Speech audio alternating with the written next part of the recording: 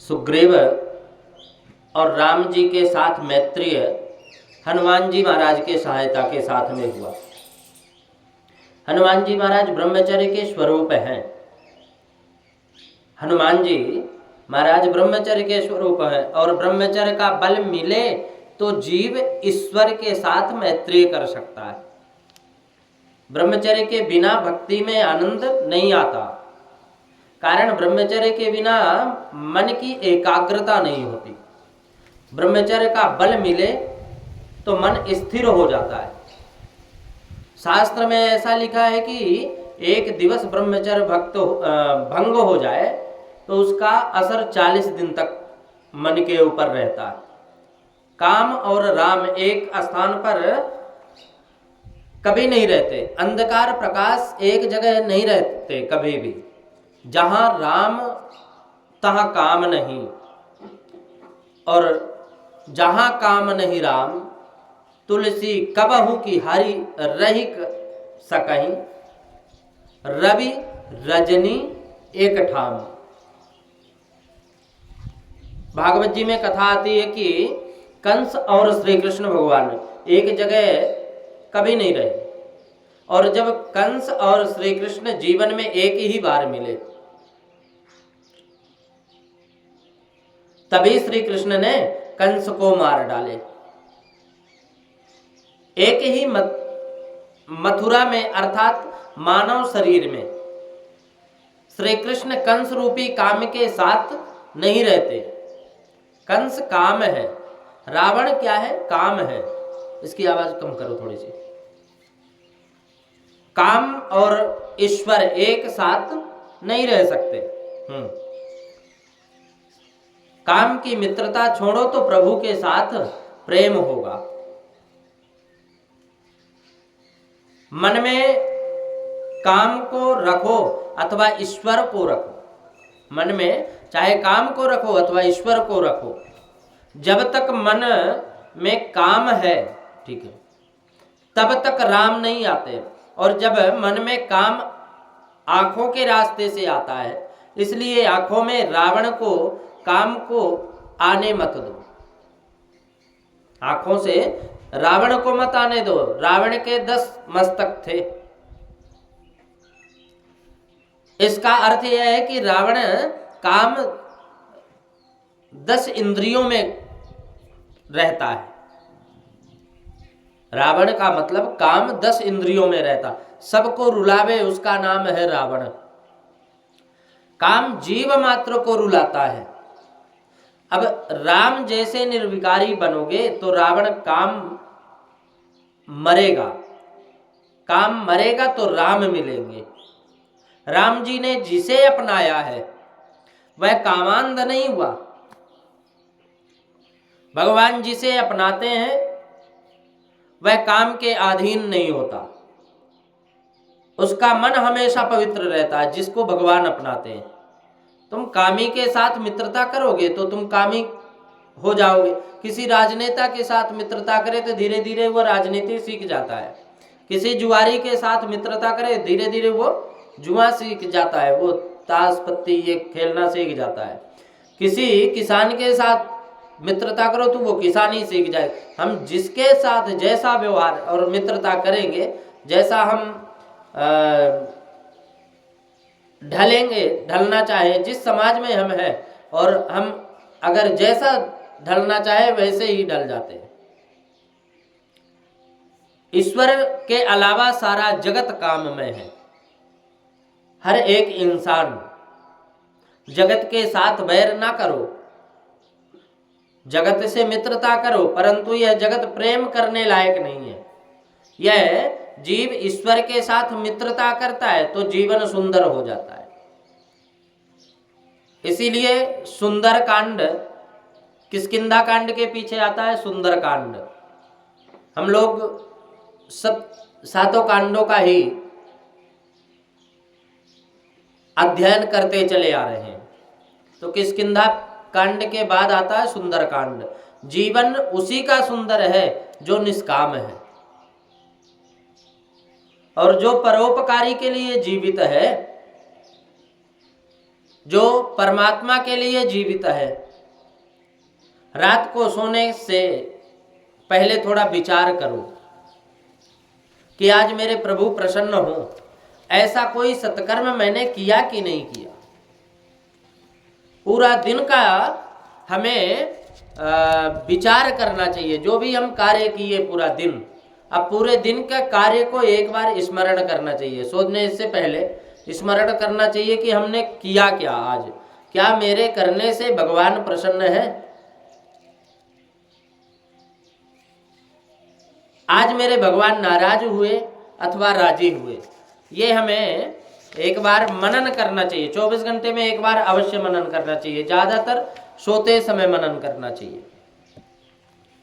आज मैंने किसी गरीब की सेवा की कि नहीं की, आज मैंने दूसरों को कुछ दिया कि नहीं दिया। अंदर से ना का उत्तर मिल जाए ना, तो मान लो कि आज मैंने जीवित नहीं रहा, मृतक के समान था। क्योंकि जीना उसका भला है जो इंसान के लिए जिए, और मरना उसका भला जो स्वयं अपने के लिए जिए। जो शरीर को, इस इंद्रियों को सुख भोगने वाले के लिए जीता है, उसका जीवन जीवन नहीं है, यह तो मरण है। अपने लिए जिए वह जीवन नहीं है। ऐसे जीवन से तो मरना अच्छा है। अपने लिए जिए, कुटुंब के लिए जिए, यह तो पशु धर्म है। कुटुंब के लिए और अपने लिए तो हमेशा, पशु जानवर भी, सभी पशु पक्षी जो है तो ये अपने लिए जीते। दूसरों के लिए जीना ही तो इंसानियत है। हम जिए तो दूसरे संसार में आकर के मानव बन करके हम मानव की सेवा नहीं किए तो हमारा जीवन धिक्कार है। कौवे, तोता, मैना, ये सब अपने अपने परिवार को और अपने लिए जीते हैं। पंगत देख कर कौवा भी जाति भाइयों को बुलाता है, और कुटुंब पोषण करने के लिए यह जीवन नहीं है। परोपकारी के लिए जीवन ही जीवन है, बाकी मरण है। साधारण तौर पर देखा जाए कि संसार में कोई धन के लिए जीता है, कोई स्त्री के लिए जीता, कोई संसार के सुख के लिए जीता है, परोपकार के लिए, परमात्मा के लिए थोड़े से जीते हैं लोग। परमात्मा के लिए, परोपकार के लिए जियो, उसका ही जीवन सुंदर है। परमात्मा के साथ मित्रता करो तो जीवन सुंदर बनता है। भागवत जी में जिस प्रकार दसम स्कंद में, उसी प्रकार रामायण के सुंदर कांड है। सुंदर कांड अति सुंदर है। सुंदरे किम न सुंदरम। सुंदर कांड में हनुमान जी महाराज की बहुत अच्छी कथा है। और सुंदर कांड में हनुमान जी समुद्र लांघ कर लंका में गए, उन्होंने सीता माँ के दर्शन किए। सीता माँ पराशक्ति है। जहां पराशक्ति हो वहां शोक कभी नहीं रहता, इसलिए सीता जी जहां रहती हैं उसको अशोक वन का नाम दिया जाता है।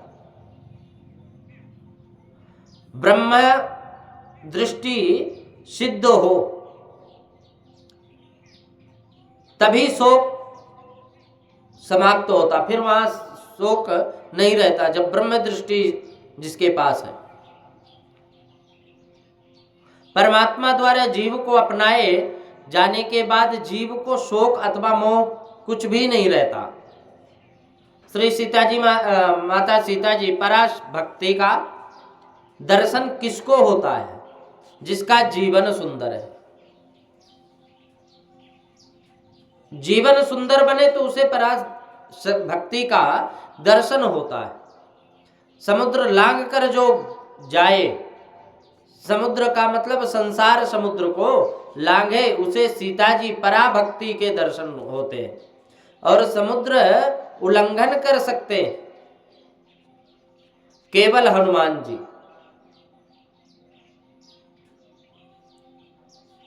हनुमान जी के सिवाय कोई भी समुद्र को लांघ नहीं सकता।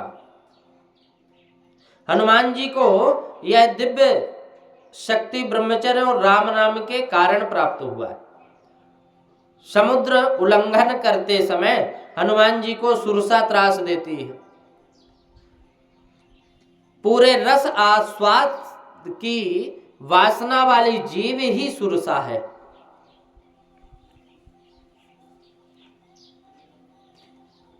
हम जितना इस रसना को, इस जीव को स्वाद देंगे,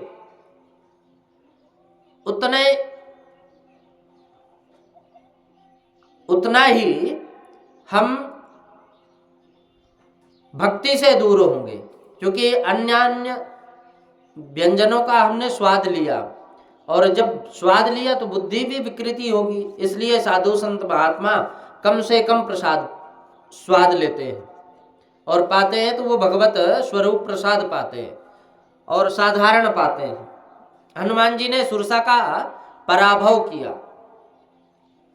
संसार सागर का जिसको उल्लंघन करना है उसे सुरसा को जीतना पड़ेगा, जीव बस में करनी पड़ेगी।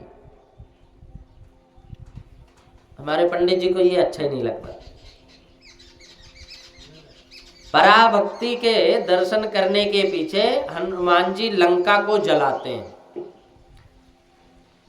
मां भगवती के दर्शन करने के बाद, भक्ति प्राप्त करने के बाद हनुमान जी लंका को जलाते हैं। लंका शब्द का उल्टा होता है कालम, और सबको मारने वाला काल, और सबको मारने वाले काल को भी हनुमान जी जलाते हैं, मारते हैं, जो कालों के महाकाल। तो हनुमान जी को काल नहीं मार सकते कभी भी। पराभक्ति के दर्शन का यह फल है। हनुमान जी का जीवन भक्तिमय है, इसीलिए यह सुंदर है। सुंदर कांड के पीछे आता है युद्ध कांड। जिसका जीवन सुंदर है वह ही राक्षसों को मार सकता है। काम राक्षस है, क्रोध राक्षस है, लोभ राक्षस है, मोह राक्षस है। युद्ध कांड में राक्षस मरते हैं। कितने ही लोग ऐसे समझते हैं कि काम क्रोध इत्यादि विकार राक्षसों का विनाश होने के पश्चात भक्ति होती है। अंदर विकार है तब तक बराबर भक्ति नहीं होती। विकारों का नाश होने के पश्चात मैं भक्ति करूंगा, यह संकल्प, यह कल्पना नितांत विकृति है, यह अज्ञान है। भक्ति करोगे तो विकार भी धीरे धीरे घटेंगे। विकार जड़ से जाते नहीं। काम क्रोध आदि ये सब अंतिम जन्म में भी होते हैं। अति सूक्ष्म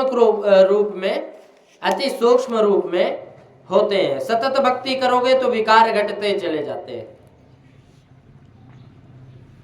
भक्ति महारानी के दर्शन होने के बाद रावण मरा। भक्ति धीरे धीरे बढ़ाओ, फिर देखो विकार वासना घट जाएगी, धीरे धीरे इनका विनाश होता जाएगा। और जब तक भगवत स्वरूप में आसक्ति ना बढ़ाओ तब तक संसार की आसक्ति छूटती नहीं, हमेशा बनी रहती है। वासना मरती नहीं। वासना के 6 दोष है। कौन कौन से? काम क्रोध लोभ मोह मद और मत्सर। अज्ञान से उत्पन्न होते हैं। राम जी के 6 गुण हैं, ऐश्वर्य वीर यश श्रेय ज्ञान और वैराग्य। राम जी के एक एक सद्गुण को मनुष्य स्वयं के हृदय में उतारे तो वासनाओं का एक एक दोष नाश हो जाता है। भगवान नाम में पूर्णता है, तन्मयता होने से ये सद्गुण जीवन में आते हैं। जब हम भगवान के प्रति इतना तन्मय हो जाएं और बार बार हमारे मुख से, हमारे मन और मस्तिष्क में सिर्फ एक ही याद बनी रहे भगवान नाम की, तभी हमारे जीवन में सद्गुण आते हैं। और जब सद्गुण आते हैं, पराभक्ति का दर्शन हो, तभी वासनाओं का नाश होता है। सुंदरकांड में जीवन भक्तिमय बनाए और पीछे युद्ध कांड में राक्षसों का विनाश किया। युद्ध कांड के पीछे आता है उत्तरकांड। युद्ध कांड में राक्षसों का मरण हो तो फिर उत्तर जीवन मंगलमय बनता है। जब तक हमारे दुश्मन बैठे हैं, हम दुश्मनों के बीच में नहीं रह सकते। क्यों? क्योंकि कभी भी वो मार दे। तो जब हम युद्ध करते हैं और युद्ध में वो राक्षस मरते हैं, उसके बाद राक्षसों का मरण हो, तभी उत्तर जीवन मंगलमय होता है।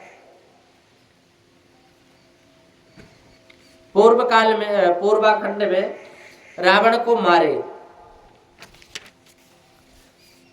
उसका उत्तरकांड सुंदर बनता है। जीवन के यौवन काल में काम को मारता है जो, उसकी उत्तर अवस्था सुखमय शांतिमय पूर्ण रूप से वो बनती है। अब जीवन के पूर्वार्ध में धीरे धीरे संयम को बढ़ाकर जो राक्षस संहार करता है, राक्षसों का जो संहार करता है, उसको उत्तरावस्था में ज्ञान और भक्ति प्राप्त होती है। जब सूक्ष्म वासना का भी नाश हो जाए, तभी आत्मा रामो विराजते, तब फिर भगवान के परम धाम में प्रवेश मिलता है, भक्ति मिलती है। श्री रामचरितमानस के उत्तरकांड में काकभूषुंड जी और गरुण जी के संवाद की कथा आती है।